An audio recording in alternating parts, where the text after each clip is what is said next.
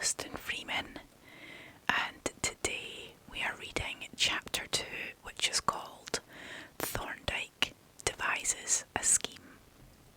As I entered the temple by the Tudor Street gate, the aspect of the place smote my senses with an air of agreeable familiarity. Here had I spent many a delightful hour when working with Thorndike at the remarkable Hornby case, which the newspapers had called the case of the red thumb mark, and here had I met the romance of my life, the story whereof is told elsewhere. The place was thus endeared to me by pleasant recollections of a happy past, and its associations suggested hopes of happiness yet to come and in the not too far distant future. My brisk tattoo on the little brass knocker brought to the door no less a person than Thorndike himself, and the warmth of his greeting made me at once proud and ashamed, for I had not only been an absentee, I had been a very poor correspondent. "The prodigal has returned, Bolton," he exclaimed, looking into the room. "Here is Dr. Jervis." I followed him into the room and found Bolton, his confidential servant, laboratory assistant, artificer, and general familiar, setting out the tea tray on a small table. The little man shook hands cordially with me, and his face crinkled up into the sort of smile that one might expect to see on a benevolent walnut. "We've often talked about you, sir," said he. "The doctor was wondering only yesterday when you were coming back to us." As I was not coming back to them quite in the sense intended, I felt a little guilty, but reserved my confidences for Thorndike's ear, and replied in polite generalities. Then Bolton fetched the teapot from the laboratory, made up the fire and departed, and Thorndike and I subsided, as of old, into our respective armchairs. "And whence do you spring from in this unexpected fashion?" my colleague asked. "You look as if you had been making professional visits." "I have. The base of operations is in Lower Kennington Lane." "Ah, then you are back once more on the old trail." "Yes," I answered with a laugh. "The old trail, the long trail, the trail that is always new, and leads nowhere," Thorndike added grimly. I laughed again, not very heartily, for there was an uncomfortable element of truth in my friend's remark, to which my own experience bore only too complete testimony.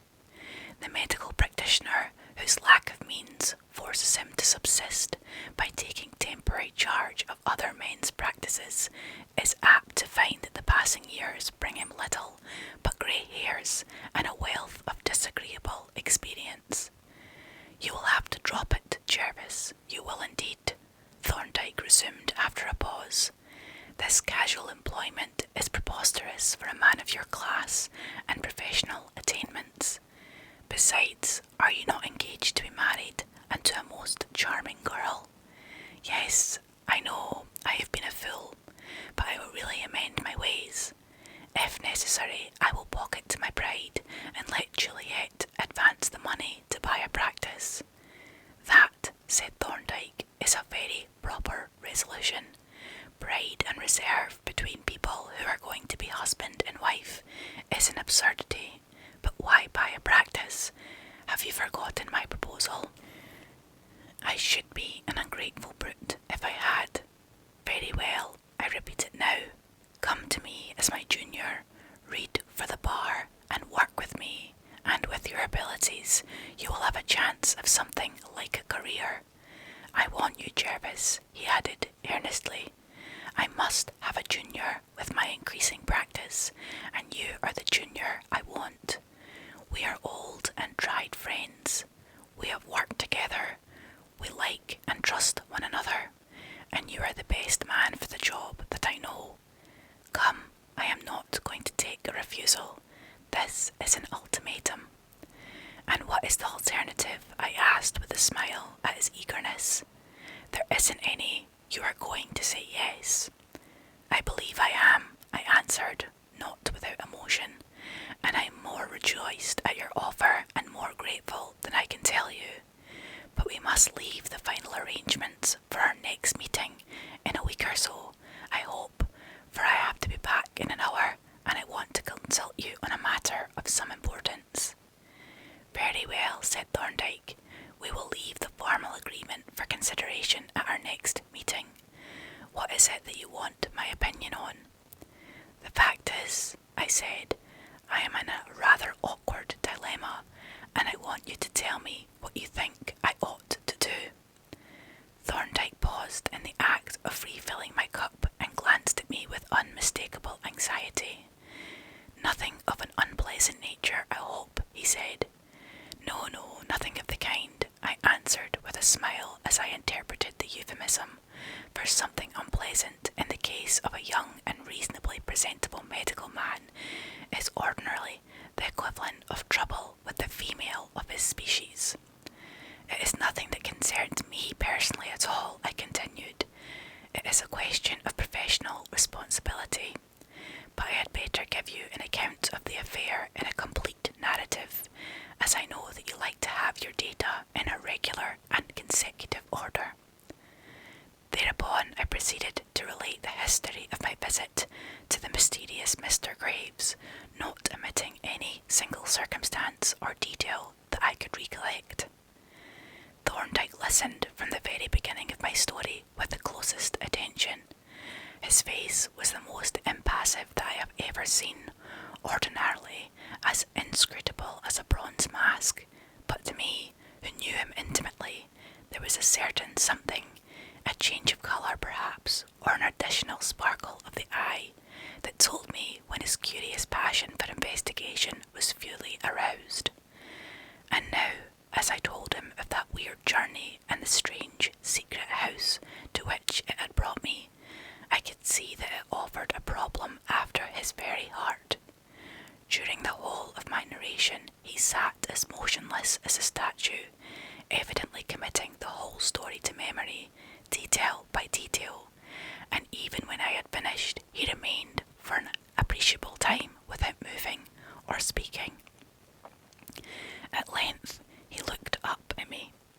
This is a very extraordinary affair, Jervis, he said.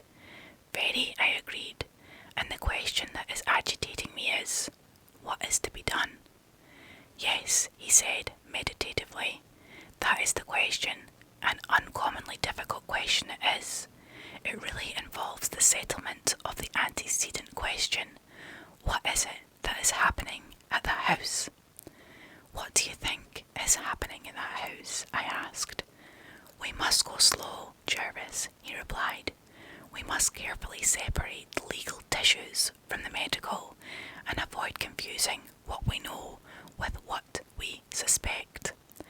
Now, with reference to the medical aspects of this case, the first question that confronts us is that of the sleeping sickness, and here we are in difficulty. We have not enough knowledge. Neither of us, I take it, has ever seen a case, and the extant descriptions are inadequate. From what I know of the disease, its symptoms agree with those in your case in respect of the alleged moroseness, and in the gradually increasing periods of lethargy alternating with periods of apparent recovery. On the other hand, the disease is said to be confined to certain types of people, but that probably means that certain types of people alone have hitherto been exposed to the conditions that produce it. A more important fact is that, as far as I know, extreme contraction of the pupils is not a symptom of sleeping sickness. To sum up, the probabilities are against sleeping sickness, but with our insufficient knowledge, we cannot definitely exclude it. You think that it may really be sleeping sickness? No, personally I do not entertain that theory for a moment, but I am considering the evidence apart from our opinions on the subject. We have to accept it as a conceivable hypothesis that it may be sleeping sickness, because we cannot positively prove that it is not. That is all. But when we come to the hypothesis of morphine poisoning, the case is different. The symptoms agree with those of morphine poisoning in every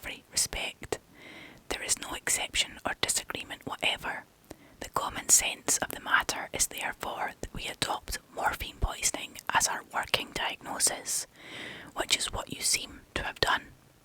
Yes, for purposes of treatment. Exactly. For medical purposes, you adopted the more probable view and dismissed the less probable.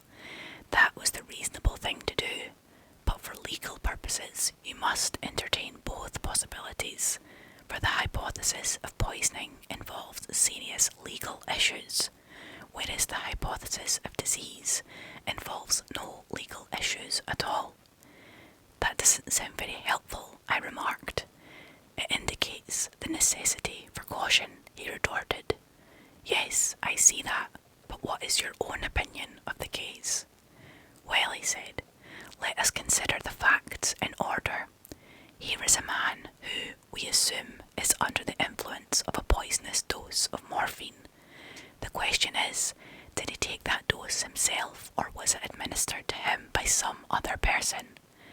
If he took it himself, with what object did he take it?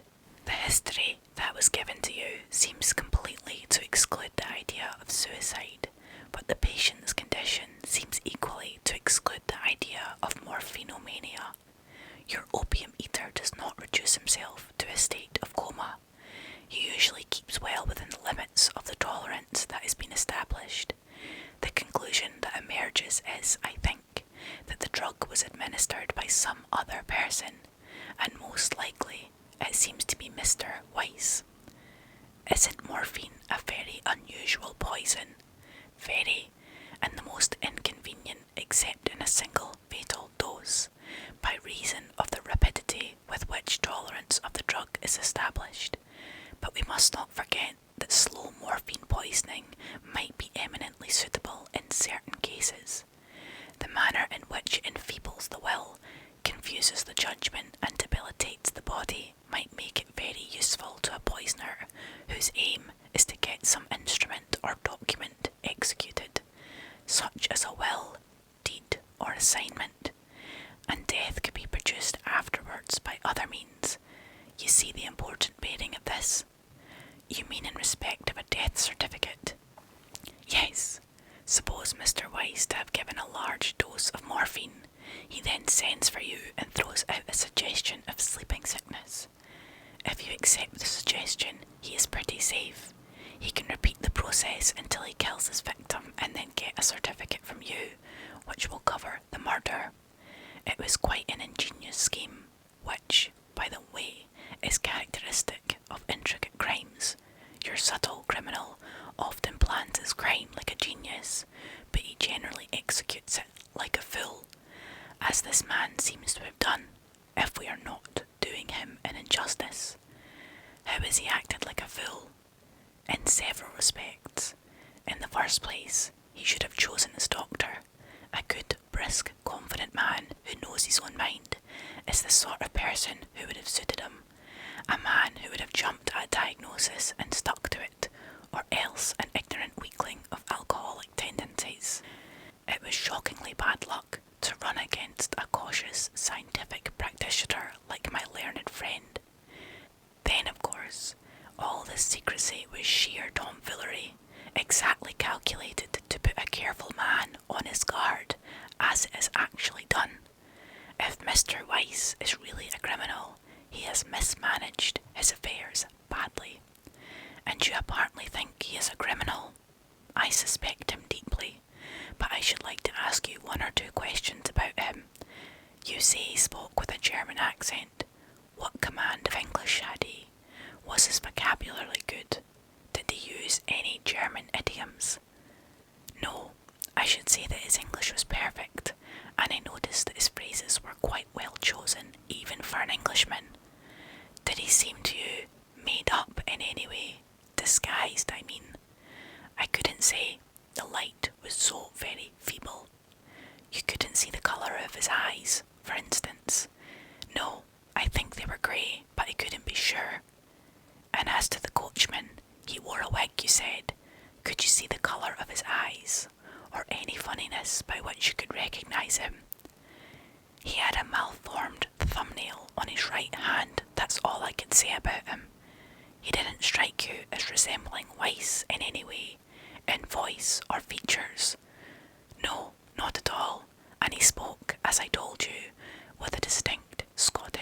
accent.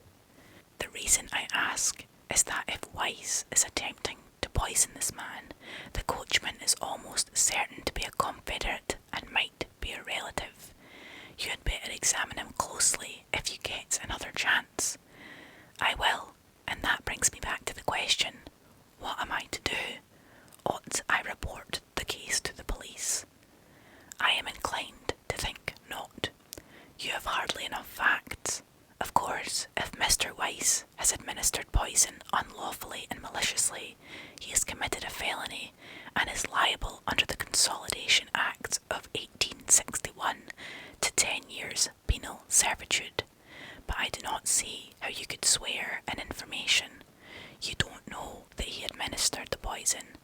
If poison really has been administered, and you cannot give any reliable name or address whatever, then there is the question of sleeping sickness. You reject it for medical purposes, but you could not swear in a court of law that this is not the case of sleeping sickness. No, I admitted, I could not. Then I think the police would decline to move in the matter, and you might find that you had raised a scandal in Dr. Stilbury's practice to no purpose. So you think I had better do nothing in the matter? For the present, it is of course a medical man's duty to assist justice in any way that is possible, but a doctor is not a detective. He should not go out of his way to assume police functions. He should keep his eyes and ears open, and though, in general, he should keep his own counsel, it is his duty to note very carefully anything that seems to him likely to bear on any important legal issues. It is not his business officially to initiate criminal inquiries, but it is emphatically his business to be ready, if called upon, to assist justice with information that his special knowledge and opportunities have rendered accessible to him. You see the bearing of this? You mean that I should note down what I have seen and heard and say nothing about it until I am asked? Yes, if nothing further happens, but if you should be sent for again, I think it is your duty to make further observations with a view, if necessary, to informing the police. It may be, for instance, of vital importance to identify the house, and it is your duty to secure the means of doing so. But my dear Thorndike, I expostulated, I have told you how I was conveyed to the house. Now will you kindly explain to me how a man, boxed up in a pitch-dark carriage, is going to identify any place to which he may be carried? The problem doesn't appear to me to present any serious difficulties, he replied. Doesn't it? Said I. To me it looks like a pretty solid impossibility. But what do you suggest? Should I break out of the house and run away up the street, or should I bore a hole through the shutter of the carriage and peep out? Thorndike smiled indulgently.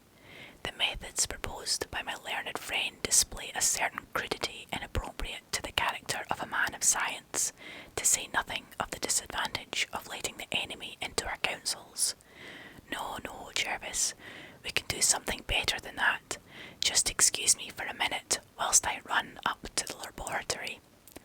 He hurried away to Bolton's sanctum on the upper floor, leaving me to speculate on the method by which he proposed that a man should be enabled, as Sam Weller would express it, to see through a flight of stairs and a deal door, or, what was equally opaque, the wooden shutters of a closed carriage. Now, he said, when he returned a couple of minutes later with a small paper-covered notebook in his hand, I have set Bolton to work on a little appliance that will, I think, solve our difficulty, and I will show you how I propose that you should make your observations. First of all, we have to rule the pages of this book into columns. He sat down at the table and began methodically to rule the pages each into 3 columns, 2 quite narrow and 1 broad. The process occupied some time, during which I sat and watched with impatient curiosity the unhurried, precise movements of Thorndike's pencil, all agog to hear the promised explanation. He was just finishing the last page when there came a gentle tap at the door, and Bolton entered with a satisfied smile on his dry, shrewd-looking face and a small board in his hand. "Will this do, sir?" he asked. As he spoke, he handed the little board to Thorndike, who looked at it and passed it to me. "The very thing, Bolton," my friend replied. "Where did you find it? It's of no use for you to pretend that you've made it in about 2 minutes. Bolton smiled one of his funny, crinkly smiles, and remarking that it didn't take much making, departed much gratified by the compliment. "What a wonderful old fellow that is, Jervis," Thorndike observed as his factotum retired. He took in the idea instantly and seems to have produced the finished article by magic, as the conjurers bring forth rabbits and bowls of goldfish at a moment's notice. "I suppose you see what your modus operandi is to be." I have gathered a clue from the little appliance, a plate of white fretwood about 7 inches by 5, to one corner of which a pocket compass had been fixed with shellac, but was not quite clear as to the details of the method. "You can read a compass pretty quickly, I think," Thorndike said. "Of course I can. Used we not to sail a yacht together when we were students?" "To be sure we did, and we will again one day before we die. And now as to your method of locating the house. Here is a pocket reading lamp which you can hook on the carriage lining. This notebook can be fixed to the board with an India rubber band, thus. You observe that the thoughtful Bolton has stuck a piece of thread on the glass of the compass to serve as a lubber's line. This is how you will proceed. As soon as you are locked in the carriage, light your lamp. Better have a book with you in case the light is noticed. Take out your watch and put the board on your knee, keeping its long side exactly in a line with the axis of the carriage. Then enter in one narrow column of your notebook the time in the other direction shown by the compass, and in the broad column any particulars, including the number of steps the horse makes in a minute, like this." He took a loose sheet of paper and made 1 or 2 sample entries on it in pencil, like this. 9.4 Southeast, start from home. 9.41 Southwest, granite sets. 9.43 Southwest, wood pavement, hoofs 104. 9.47 West, by South Granite Crossing, Macadam, and so on. Note every change of direction with the time, and whenever you hear or feel anything from outside, note it down with the time and direction, and don't forget to note any variations in the horse's pace. You follow the process perfectly. But do you think the method is accurate enough to fix the position of a house? Remember, this is only a pocket compass with no dial, and it will jump frightfully, and the mode of estimating distance is very rough. "This is all perfectly true," Thorndike answered, "but you are overlooking certain important facts. The track chart that you will produce can be checked by other data. The house, for instance, has a covered way by which you could identify it if you knew approximately where to look for it. Then you must remember that your carriage is not travelling over a featureless plain. It is passing through streets which have a determined position and direction, and which are accurately represented on the ordnance map. I think, Jervis, that, in spite of the apparent roughness of the method, if you make your observations carefully, we shall have no trouble in narrowing down the inquiry to a quite small area, if we get the chance, that is to say. Yes, if we do.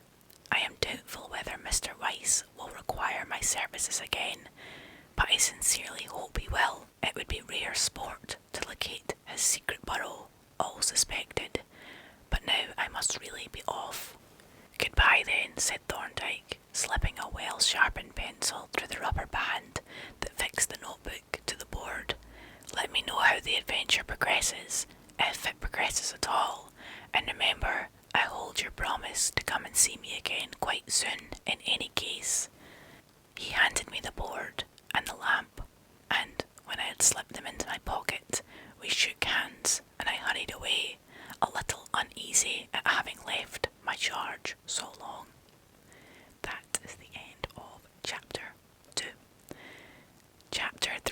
This book is called A Chills Among You, Taking Notes. No idea what that means. I feel like I should. I feel like that is Scottish slang. No idea what that means. Something's amongst you. Taking notes. No idea. I'll find out soon. Probably find out in the next chapter. But I hope you guys enjoyed this chapter. I will be back soon with the third. I will add this video into the playlist for this book so you can listen to chapters 1 and 2 together if you so fancy. Thank you so much for listening to me and for all your support. I'm so happy to be back, and until the next time,